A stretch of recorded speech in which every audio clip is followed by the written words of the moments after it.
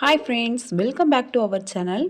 இப்போ நம்ம வேஸ்ட்டு கிளாத்தை கட் பண்ணி அதை யூஸ் பண்ணி எப்படி ஒரு அயனிங் குஷன் செய்கிறது அப்படின்னு தான் பார்க்க போகிறோம். இப்போ வாங்க வீடியோக்குள்ளே போகலாம்.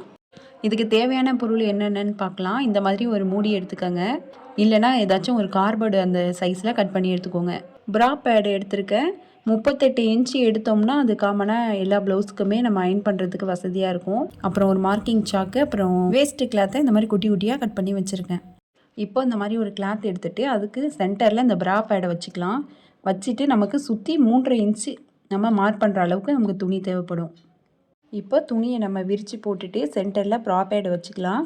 வச்சுட்டு நம்ம மார்க் பண்ணிக்கலாம். சுற்றி அதே அளவுக்கு நம்ம மார்க் பண்ணி எடுத்துக்கலாம். இதுக்கப்புறம் நம்ம ப்ரா பேடை எடுத்துடலாம். இப்போ நம்ம மார்க் பண்ணியிருக்கோம்ல, அதுலேருந்து டேப்பை வச்சு 3.5 இன்ச்சில் வந்து நம்ம மார்க் பண்ணிக்கலாம். சுற்றி ஒரே அளவாகவே மார்க் பண்ணிக்கலாம். அந்த ரவுண்டு நம்ம வரைஞ்சிருக்கோம்ல, அதை சுற்றி ஃபுல்லாகவே 3.5 இன்ச்சு இருக்கிற மாதிரி நம்ம ஃபுல்லாக மார்க் பண்ணிக்கணும். அம்பர்லா ஸ்கர்ட் மார்க் பண்ணுற மாதிரி ஃபுல்லாக மார்க் பண்ணிவிட்டு நம்ம அதே ரவுண்டு ஷேப்புக்கு கட் பண்ணி எடுத்துக்கலாம். உங்களுக்கு வேணும்னா நீங்கள் மார்க் பண்ணதையே ரவுண்டாக வரைஞ்சி விட்டுட்டு அதுக்கப்புறம் கூட கட் பண்ணிக்கலாம். நான் அப்படியே வச்சுட்டே கட் பண்ணிக்கிறேன். இந்த மாதிரி நம்ம ஃபுல்லாக கட் பண்ணி எடுத்துடலாம். இப்போ இதை வந்து தனியாக நம்ம வச்சிடலாம். இதுக்கப்புறமா நம்ம ஒரு மூடி எடுத்து வச்சுருப்போம்ல, அதையும் அதே மாதிரியே சென்டரில் வச்சுட்டு ஃபுல்லாக மார்க் பண்ணி எடுத்துக்கலாம். இதை சுற்றி நம்ம 2.5 இன்ச்சுக்கு மார்க் பண்ணிக்கலாம். ஃபுல்லாகவே சுற்றி 2.5 இன்ச்சுக்கு மார்க் பண்ணிவிட்டு இதையும் நம்ம அதே மாதிரியே கட் பண்ணி எடுத்துக்கலாம். நம்ம எந்த அளவுக்கு ப்ரா பேட் எடுக்கிறோமோ அதே அளவுக்கு அந்த மூடி இருக்கிற மாதிரி பார்த்து எடுத்துக்கோங்க. உங்களுக்கு ஒருவேளை அந்த மாதிரி மூடி கிடைக்கலன்னா நீங்கள் கார்போர்ட் கூட அதே சைஸில் கட் பண்ணி எடுத்துக்கலாம். இப்போ இந்த துணியும் நம்ம அதே ரவுண்டு ஷேப்புக்கு கட் பண்ணிக்கலாம். நம்ம மார்க் பண்ணியிருப்போம்ல, அதுலேயே ஃபுல்லாக கட் பண்ணி எடுத்துக்கலாம்.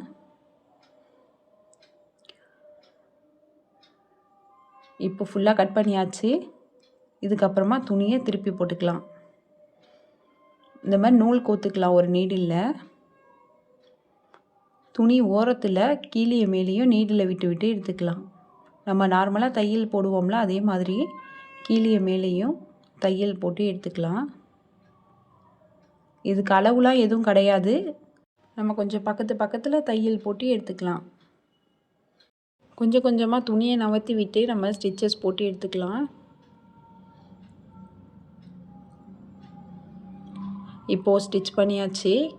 இதுக்கப்புறமா நம்ம அந்த மூடியை எடுத்துகிட்டு இது உள்ளார்க்க வைக்கலாம். இந்த மாதிரி மூடியை சென்டராக பார்த்து வச்சுட்டு த்ரெட்டை வந்து நல்லா டைட்டாக பிடிச்சி இழுத்துடலாம். இந்த மாதிரி நல்லா டைட்டாக இழுத்துட்டு ஒரு நாட் மாதிரி போட்டுடலாம். இந்த மாதிரி ஒரு நாட் போட்டுட்டு த்ரெட்டை 2 சுற்று சுற்றிட்டு நல்லா டைட் பண்ணி த்ரெட்டை எடுத்து கட் பண்ணி எடுத்துக்கலாம்.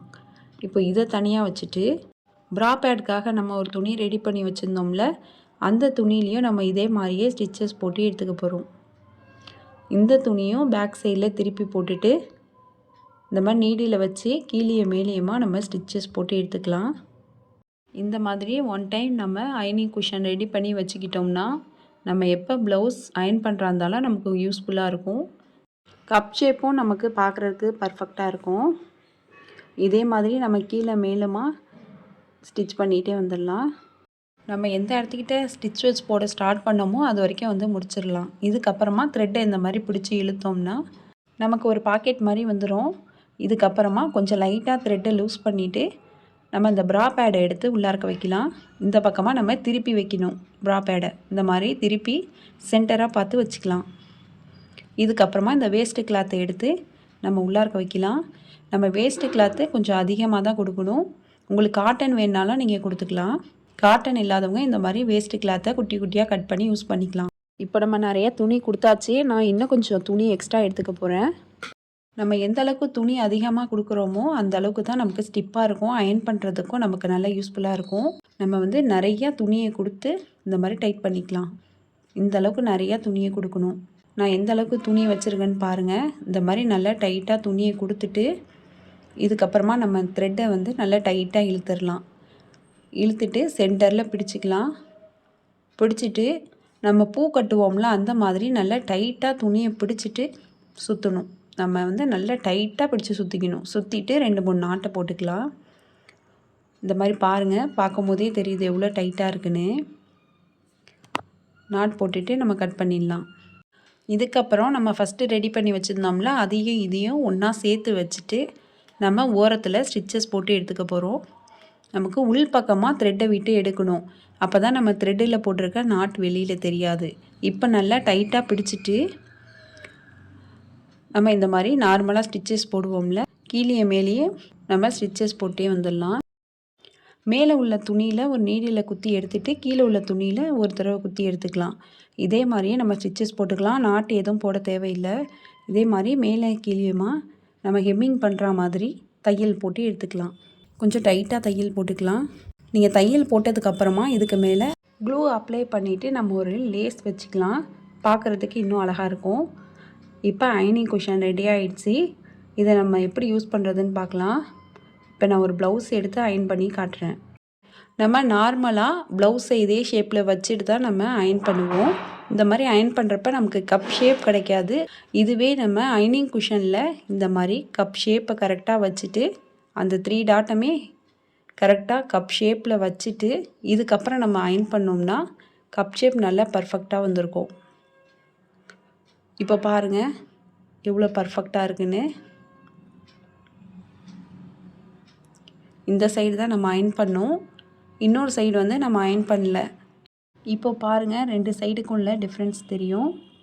இந்த பக்கம் கப்போட ஷேப் எப்படி இருக்குன்னு பாருங்கள். நம்ம அயன் பண்ண மாதிரியே அப்படியே இருக்குது. இதே ப்ளவுஸில் நம்ம ஆம்ஹோல் சைடு எடுத்துக்கலாம். ஆம்ஹோல் சைட்லேயும் ப்ளஸ் மாதிரி நமக்கு தையல் வந்திருக்கும்ல, இந்த இடத்துக்கிட்டேயும் நம்ம அப்படியே வச்சு அயன் பண்ணிக்கலாம்.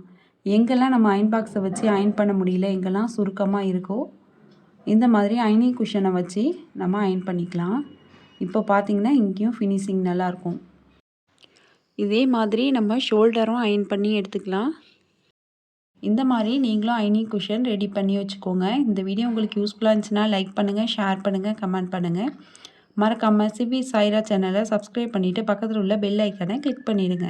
தேங்க்ஸ் ஃபார் வாட்சிங்.